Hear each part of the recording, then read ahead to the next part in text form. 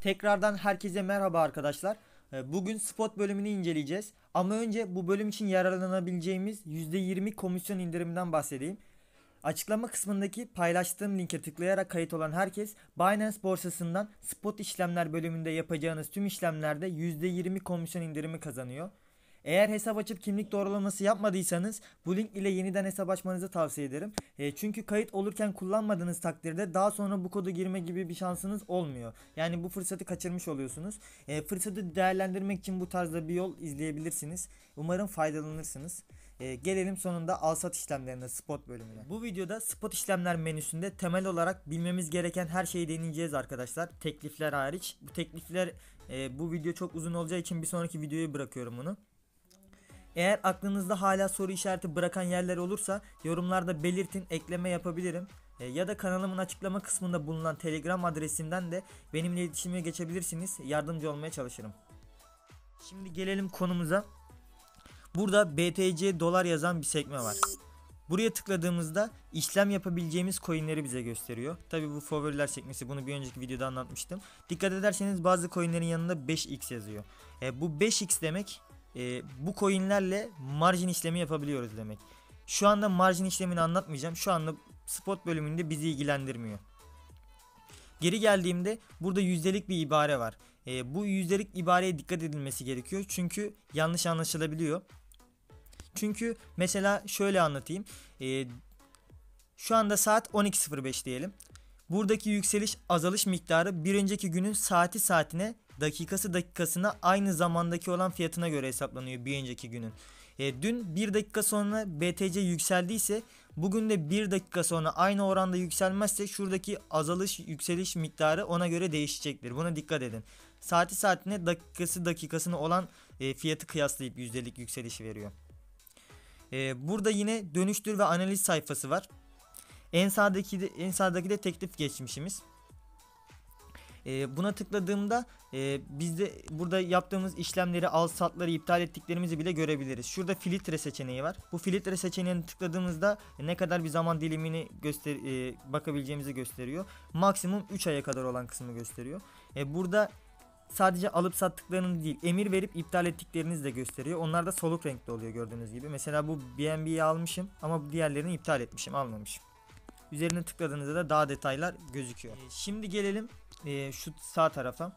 Burada üstte pembe renkte olan fiyatlar insanların elindeki BTC'leri ne kadar, yani Bitcoin'leri ne kadar fiyattan satmak istediklerini gösteriyor. Bazılarında gördüğünüz gibi koyuluk var. Bunun sebebi hacim arkadaşlar.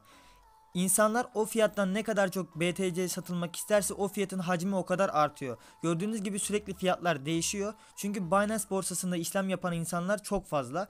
Başka bir deyişle Binance borsasının işlem hacmi çok büyük. Bundan dolayı teklif verdiğinizde satışlarınız anında gerçekleşiyor. Eğer borsanın hacmi küçük olsaydı sizin emirleriniz gerçekleşmesi için beklemek zorunda kalabilirdiniz. Şu şekilde belki daha iyi anlarsınız. Diyelim ki bende 5 TL para var. Fırına gidiyorum. Fırında Binance olsun. Fırından ekmek almak istiyorum ve ekmeğin tanesi 1 TL. Ben elimdeki paranın hepsiyle ekmek almak istiyorum ama fırında sadece 3 tane ekmek var.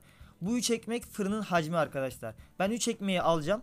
Kalan 2 TL içinde, yani 2 ekmek içinde beklemek zorundayım. Şimdi Binance borsasının kendi nasıl desem, kendisi coin üretme gibi bir şansı yok. Yani Bitcoin, dolar vesaire bu üretemez. Benim bu ekmeği almam için başkasının fırına ekmek vermesi lazım.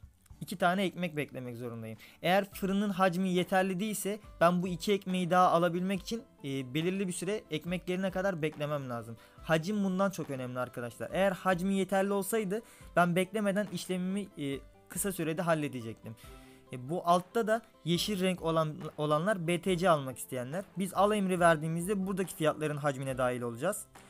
Sat dersek de yukarıdaki pembe fiyatlara dahil olacağız. Şu ortada değişen fiyatsa Bitcoin'in BTC'nin o anki değişen fiyatı. Zaten sürekli değişiyor, görüyorsunuz. Şimdi gelelim sol alttaki grafiğe arkadaşlar. Burası çok önemli çünkü Bitcoin'in fiyatının, yani Binance borsasındaki fiyatını burası belirliyor diyebiliriz. Geri geleyim. Çünkü hani mesela başka borsalarda fiyatların daha değişik olduğunu görmüşsünüzdür. Sebebi bu işte arkadaşlar. Bu hacim grafiği. Yeşiller alış yapmak isteyenlerin hacim grafiği. Pembeler de satış yapmak isteyenlerin hacim grafiği. Bu ikisinin toplam hacmini, alış ve satışların toplayıp ikiye böldüğünüzde Bitcoin'in o anki değerini bulabiliyorsunuz. Tabi ben burada hesaplama yaparsam tam tamına vermeyecek. Çünkü virgülden sonra çok kısa bir basamak gösteriyor. Bitcoin virgülden sonra 10 milyonuncu basamağa kadar parçalanabiliyor. Ama biz yine de bir hesaplayalım. Bakalım ne kadar sapma çıkacak. Şimdi galeriye bir girelim. Nerede galerimiz? Çünkü fotoğraf alıyorum, çok hareketli, yakalayamam. Ne kadarmış? 88.52.6 88.52.6 artı 88.53.79 17.706 bölü 2 yaptığımda 88.53.19 çıkıyor. Gördüğünüz gibi 88.53.90 çıktı burada da. Dediğim gibi virgülden sonraki kısım değişiklik gösterebilir. Çünkü biz hacim hesaplarken virgülden sonra çok az bir kısmı görüyoruz. Binance borsası bunu tabii ki böyle yapmıyor. Bize yuvarlayıp gösteriyor. Onun için tamı tamına hesaplayamayız. Ama bu şekilde hesaplanıyor Bitcoin'in fiyatı. Bunun için tekrar söylüyorum, hacim önemli. Yani buradan anlayacağımız, bakayım borsaya mı geldi? Aynen. Buradan anlayacağımız en önemli şey arkadaşlar, BTC fiyatının kimsenin tekelinde olmadığı. Yani eminim şu anda Bitcoin fiyatı neye göre belirleniyor diyenleriniz olayı daha iyi anlamış. BTC hacminde almak isteyenlerin hacmi satmak isteyenlerden daha fazla ise BTC fiyatı yukarı doğru çıkmaya başlar. Çünkü almak isteyenler normalden daha aşağı bir fiyata alıp değerlenmesini isterler. Bu yöndeki hacim çokluğu da dolayısıyla Bitcoin fiyatını arttırır. Çünkü bu olayın gerçek hayattan hiçbir farkı yok arkadaşlar. İnsanlar neye değer verirse o şeyin kıymeti olur. Altın gibi mesela. Doğada az bulunuyor diye kıymeti daha fazla. Almak isteyenler de hacim olarak daha çok oldukları için Bitcoin'in fiyatı yükselir. Çünkü o fiyattan o şeye değer veriyorlar. Eğer ki insanlar altına o fiyattan değer vermeseler altının fiyatı o kadar yüksek olmaz. Çünkü satamaz kimse. Tam tersi de satış için geçerli. Tekrar anlatmayacağım. Satış için de birebir aynısı geçerli. Satışın hacmi daha yüksekse satış başlar. Onun için de Bitcoin'in fiyatı düşmeye başlar. Çünkü artık olgunluğa ulaşmıştır ve değeri düşmeye başlar. Bir insan satmak istiyorsa onun değeri olgunluğa ulaşmıştır. Daha yükseğe satamayacağını düşünür çünkü. Bu video sandığımdan uzun olduğu için al sat işlemlerini ve teklif seçeneklerini bir sonraki videoya bırakıyorum. Alım satılma başlamadan önce komisyon indirimi fırsatından yararlanmayı unutmayın arkadaşlar. Önemli bu konu. Yorumlara sabitleyip açıklama kısmından paylaşacağım arkadaşlar. Umarım videom hoşunuza gitmiştir. Beğenip fikirlerinizi benimle paylaşmayı ve abone olmayı unutmayın lütfen. Bir sonraki videoda görüşmek üzere. Hoşça kalın.